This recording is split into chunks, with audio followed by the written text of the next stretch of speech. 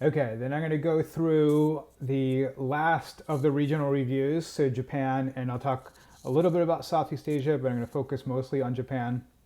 And as always, we'll go through what's happening in those regions by about 1200, and then we'll carry it through to 1900. So in the last review, we talked about China, and we ended on kind of that depressing note of China has just failed to push the foreigners out in the Boxer Rebellion, failure to modernize, and Japan is going to take a very different approach. And so a lot of times students tend to generalize this as Japan was good and China was bad. And so we want to understand what it is that leads those two into very different outcomes. So we're going to go back and look at the beginning when Japan and parts of Southeast Asia were very dependent on China. And so the term Sinification refers to the imitation of China. And so Sinification usually means that there's been some kind of imitation of the writing system. And so in the period we're looking at, many of the writing systems would have been tweaked versions of the Chinese writing system. So the kind of big picture at this point by 1200 is that the process of Sinification had already begun in places like Japan and in parts of Southeast Asia. And so we're going to take two of these regions in particular, Japan being one. And so in Japan, over the centuries right after 600 really, there is a major push by the Japanese emperors to try to Sinify. And we can see how this would be attractive. If they can centralize in the way that Chinese emperors had centralized, that would enhance the power of the Japanese emperor. And it fails. It does not work. And instead, the emperors become caught up in courtly intrigue and in rivalries with Buddhist monasteries, and they never reach the level of centralization that we would see in China. And so while they're distracted with this effort to Sinify, they're going to lose control over the countryside. However, as we saw with Russia imitating the Byzantine Empire, the Japanese are going to be successful in imitating much of Chinese culture. So elements of Confucianism are going to take root. And Buddhism is going to spread from China in the Chinese form, in that form that focuses on Mahayana versions of Buddhism. And so the Pure Land Buddhism is going to come to Japan that originated in China. What was known as Chan Buddhism in China is going to become Zen Buddhism in Japan. Architectural forms will be imitated. So Japan becomes fairly Sinified, but not nearly to the same degree as say, Korea. Arguably even less Sinified would be Vietnam. And so part of the reason for this is that Vietnam was very socially and culturally different from China. And so the map on the bottom right, you can see the area Champa, it's modern day Vietnam. That area was conquered by the Han Dynasty and was ruled directly by the Chinese. But Chinese bureaucrats were never wild about having to serve in Vietnam. The culture or the climate was very different. It was considered to be a backwater. It was almost like a punishment to go there.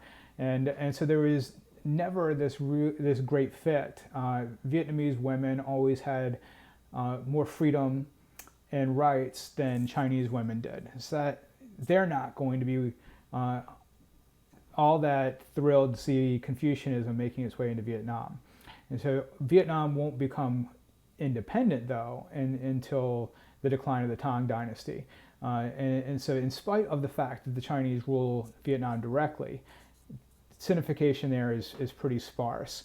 Vietnam had already been exposed to Buddhism by the Japanese or by the Indians, and so they're not as willing to imitate those Chinese forms.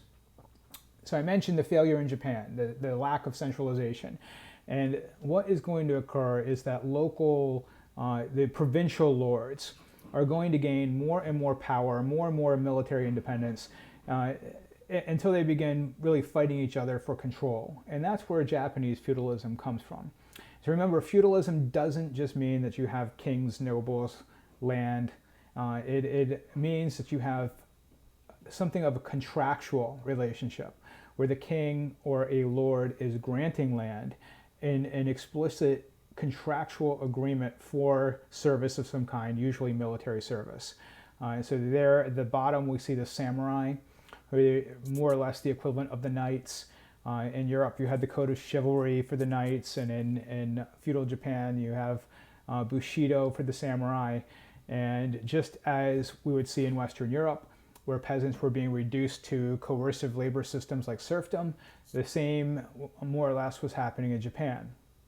And so Japan, like Western Europe, is becoming exceptionally decentralized by the time we get to 1200. So by the time 1200 rolls around, the Japanese have established a unique form of government known as a shogunate. And so in a shogunate, you still have the emperor. And so this is part of the odd dynamic. Unlike, let's say, the Roman Empire, where a military commander would seize control of the empire, kill the emperor, and then say, now I'm the emperor. In Japan, instead, these military commanders seize control and keep the emperor as a source of religious legitimacy, as the emperor was considered to be the son of heaven. And so the emperor then, the phrase goes, reigned but did not rule. And so this starts with that Kamakura shogunate, and it will run all the way through World War II. And you have all these stories of the emperor in World War II, Hirohito, opposing the war with the United States when Japan was heading in that direction. But he couldn't just say, don't go to war with the United States. That would be ruling. Instead, he had to summon the prime minister and say, the emperor sure would like it if you would negotiate with the United States. It sure would be nice if we could avoid a conflict.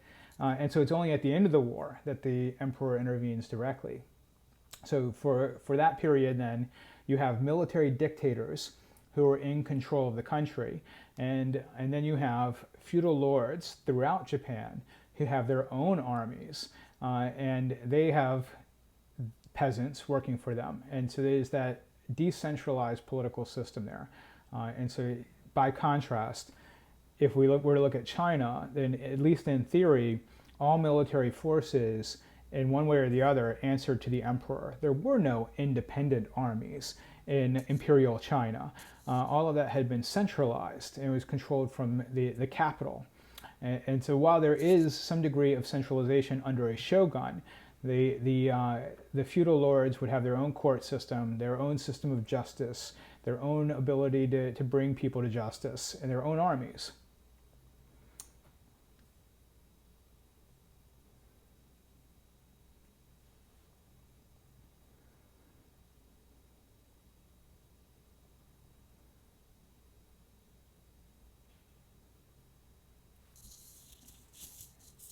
This is one of those documents that is a great document for sourcing, because here we have a Japanese Buddhist monk, a reformer.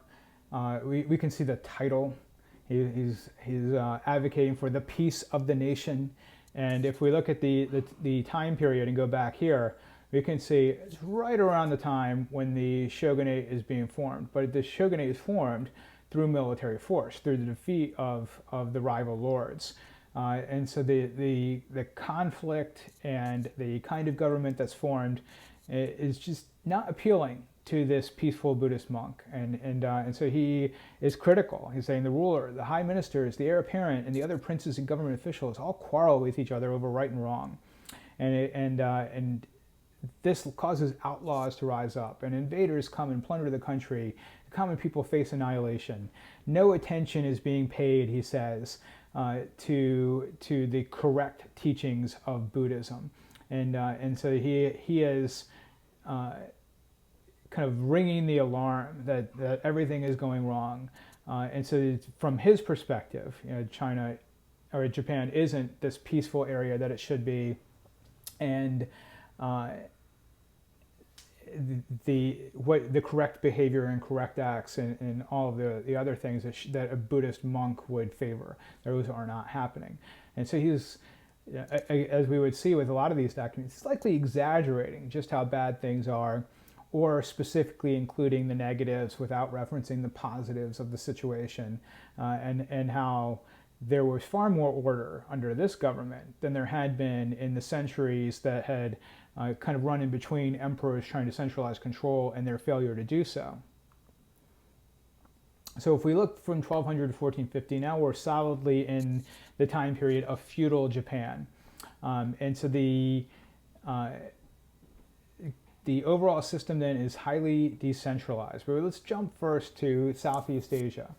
In Southeast Asia, we talked about the process of Indian intellectual expansion in the early post-classical, late classical, early post-classical. And so there were a series of Buddhist and Hindu states in Southeast Asia. And maybe the most significant of those states would have been the emperor or the empire of Srivijaya. And so that state declines over the second half of the post-classical era. And so these states existed, but they're much weaker by 1450 than they were before. And so we talked about the importance, if a religion is going to maintain control, the importance of state backing. And so in areas that do not have state backing, then there are going to be opportunities for other religions to spread. So what we would see early on then is a lot of Sufi influence in Southeast Asia. So the way that Islam reaches Southeast Asia is through trade, via merchants and missionary activity. And so we, kind of at the far edge of the Islamic world at that time, then conversion to Islam would be voluntary.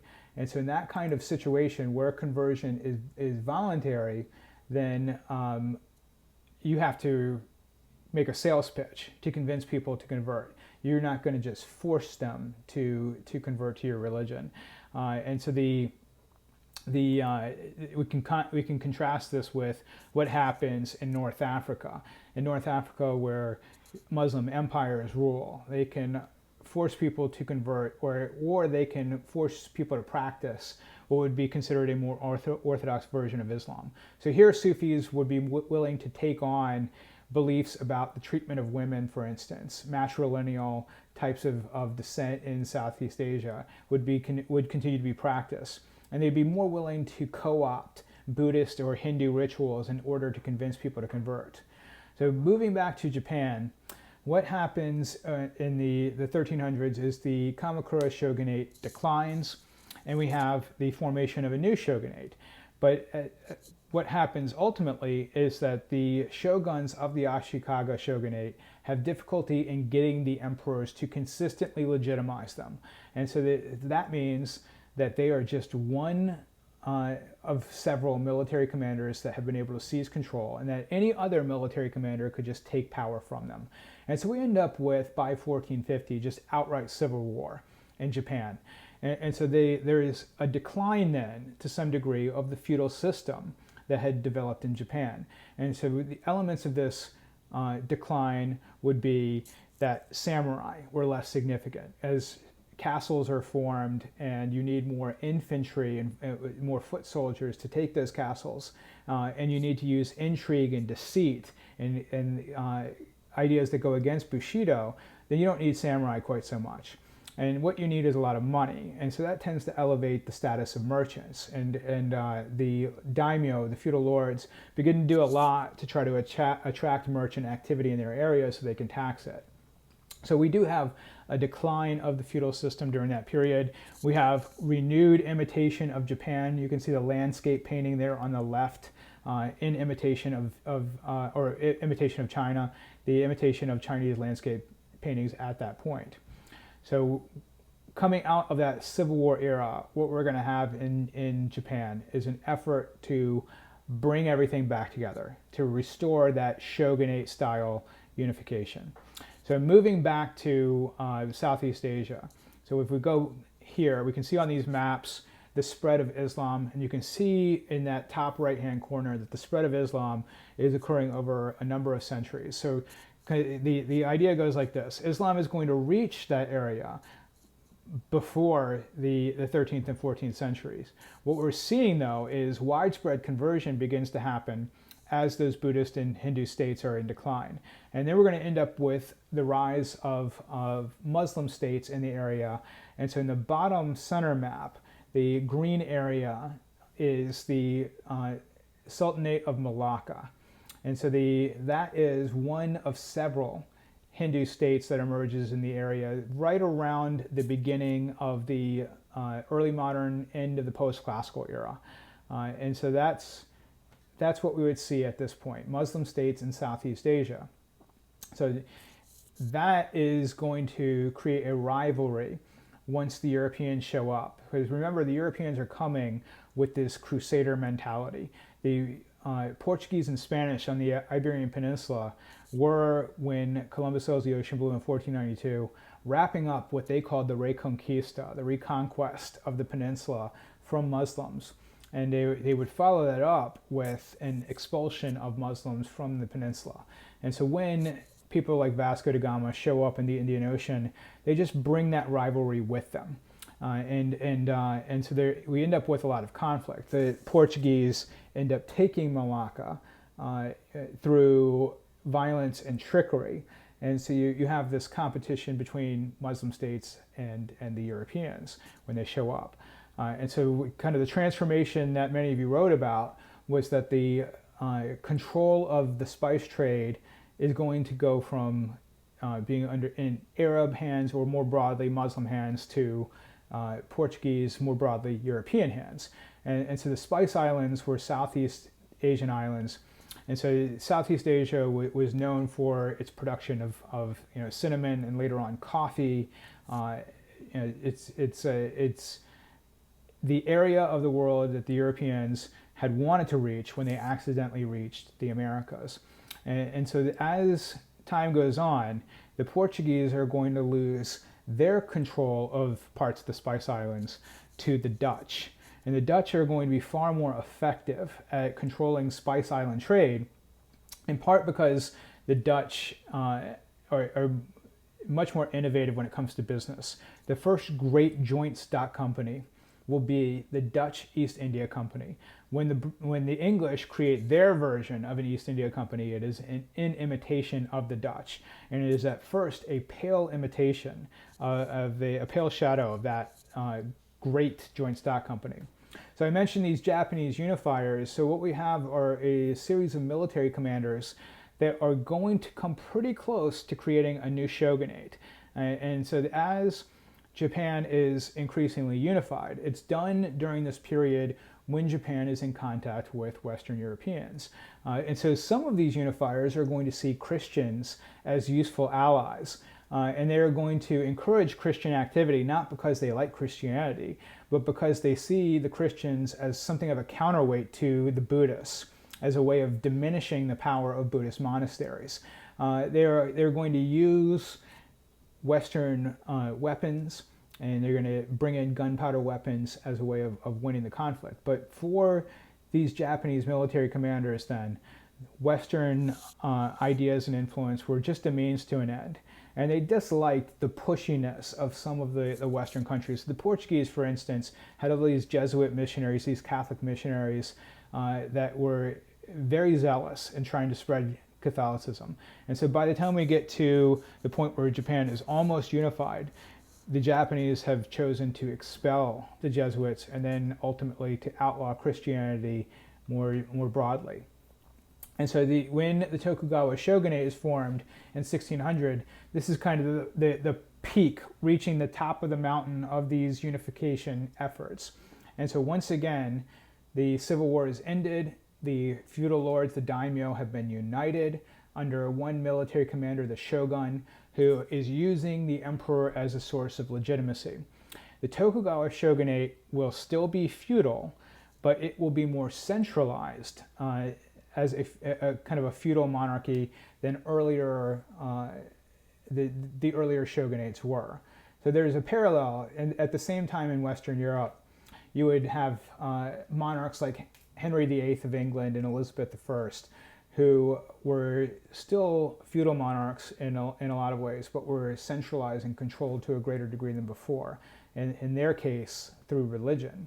And so the Tokugawa shogunate is presiding over this period when elites are seeing their rights and powers being taken away by centralizing monarchs. So kind of overall in the world during this time, we see efforts by Chinese emperors and Ottoman sultans and European kings to diminish the influence of whatever elite happens to be in their country. So in this case, it would be the daimyo. And so we'll talk about a specific example in just a minute. But the Tokugawa, for instance, passed a whole series of regulations about ownership of swords. So you had to be somebody who is recognized as a samurai by the shogun, by the shogunate, in order to own a sword. Otherwise, it was illegal. And so this is one of the ways of maintaining control in the country. So let me go back to that. So the other policy of the Tokugawa is a policy of isolationism. Europeans mostly are forbidden from trading in Japan at all. Christianity has been outlawed. And so we talked about the Chinese regulating European merchants and requiring them to trade in ports like Canton and Macau. So this is an even stronger policy of regulation. Most European states were forbidden altogether by the Japanese from trading. This, however, can be overstated. In this period where Japan embraces a policy of isolationism, they still allow the Dutch to trade in what is now Nagasaki, in the southern part of Japan. So it's not true isolationism. And even more telling, overall volume of trade with Europeans goes up during this period of time. And so Japan, for instance, had supplies of silver that were very useful in this period to Europeans who were taking that silver over to China and buying Chinese products with it. So I mentioned the reduction of elite independence and power. And this is a painting, it's a little bit later, but it's a great illustration of what would be done. So here we have the attendance of daimyo at Edo Castle.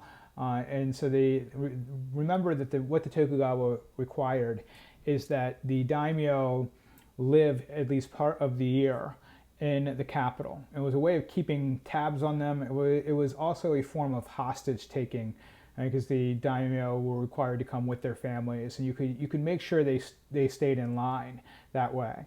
And so we would see this in places like France as well, where Louis XIV required his nobles, his leading nobles at least, to live in Versailles for at least parts of the year.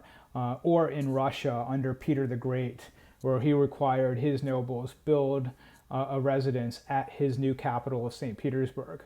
So it is a way for a centralizing ruler to keep tabs on the elite. Okay, but this brings us to kind of the where we started with which was Japanese modernization. And so we're going to see that the Japanese are more successful than the Chinese in modernizing, and they are more successful even than the Russians in modernizing. But let's go back to this growing European influence. So in 1750, industrialization begins in Britain. Really, from 1750 to the early 19th century, it's only happening in Britain. There are a few exceptions to that. But it's after 1850 that the other European countries really gear up and begin to industrialize. And so we as a result of that industrialization, see European powers able to transport people more effectively than before, communicate long distance more effectively than before, and they have military advantages that they didn't have before. And so in Southeastern Asia, we can see the map on the right. What will happen is that Southeast Asia will transition from the Dutch controlling one port area, Batavia, and regulating trade through that port, to the Dutch using these kinds of divide and conquer techniques to take over one kingdom in Java after another until they control all of Java, and this becomes the Dutch East Indies. France takes over in Vietnam during the same period, establishing French Indochina, and in Japan, we have Matthew Perry showing up with a gunship. and Matthew Perry announces to the Japanese that they can open up to trade, or he will show up with more gunships and open them up to trade. And so in 1853, when this occurs, it looks in a way like Japan is going to follow the example of China, and that what we'll have is a total Japanese loss of independence, and Japan divided into spheres of influence and economic imperialism, because at first, Japan is forced to sign those same kinds of unequal treaties that the Chinese were forced to sign. The Japanese were lucky in two major regards. One is that, unlike China, Japan did not have a lot of things that the Europeans and Americans wanted. And so who knows what would have happened had the Japanese produced the same quality Chinese silk or tea.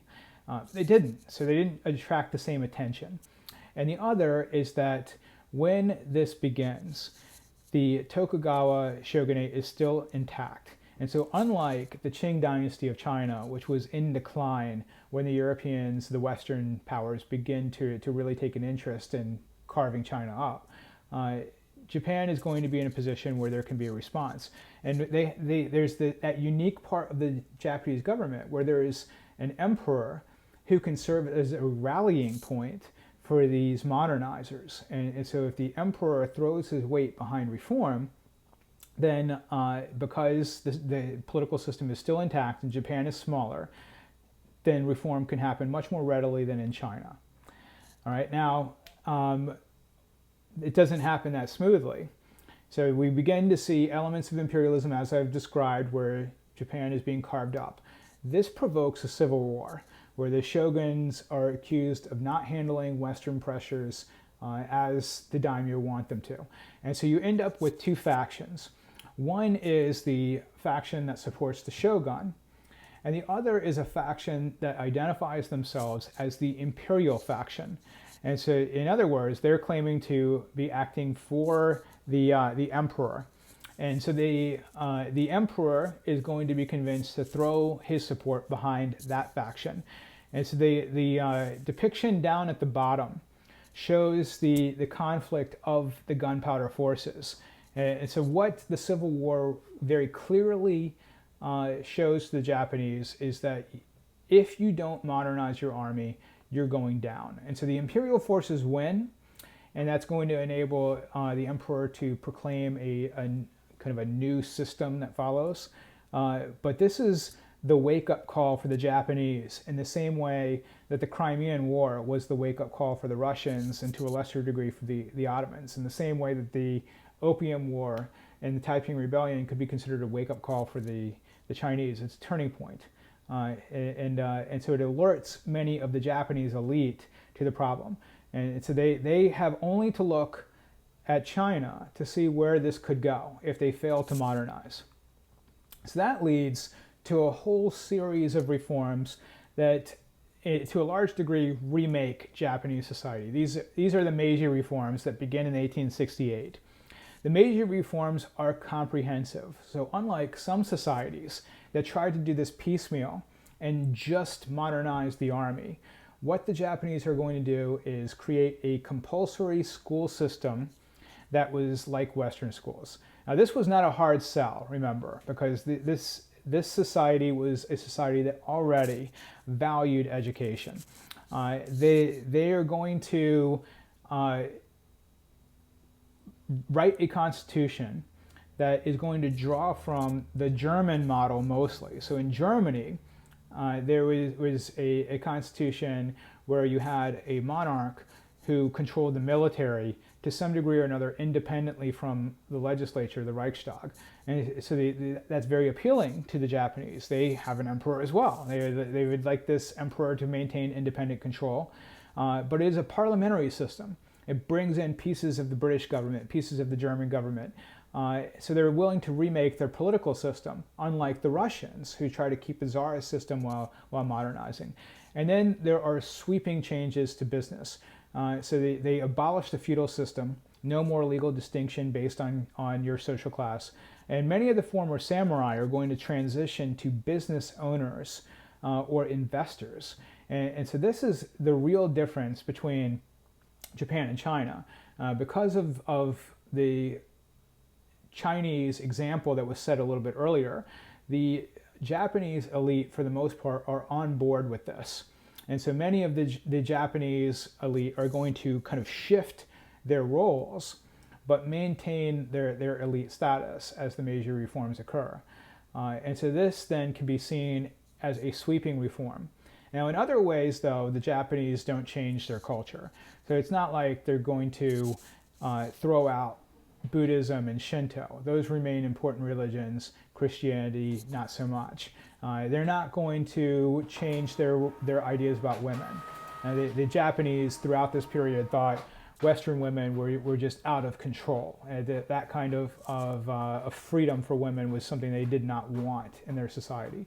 And so even today, where Japanese women have legal equality and a good deal of social equality, even today, Japan is a more patriarchal society than the West, Western societies are.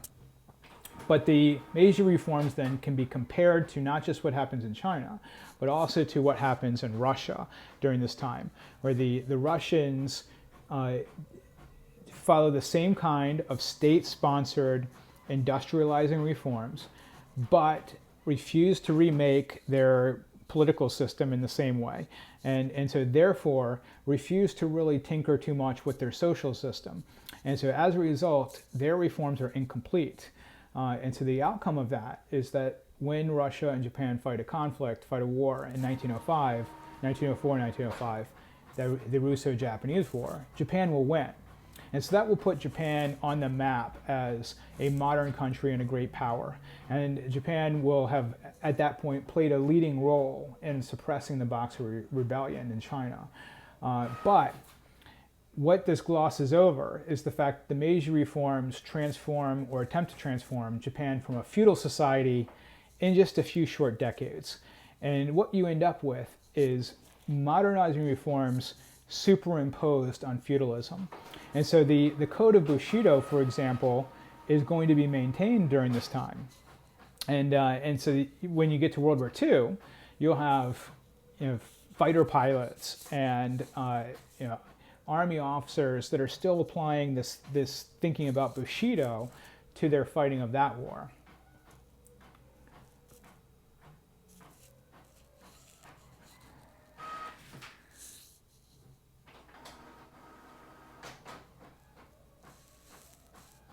So I mentioned the takeover of Vietnam by France. And so here is an author who is writing a letter to another of Vietnam's writers, and they're debating whether or not Vietnam should resist the French.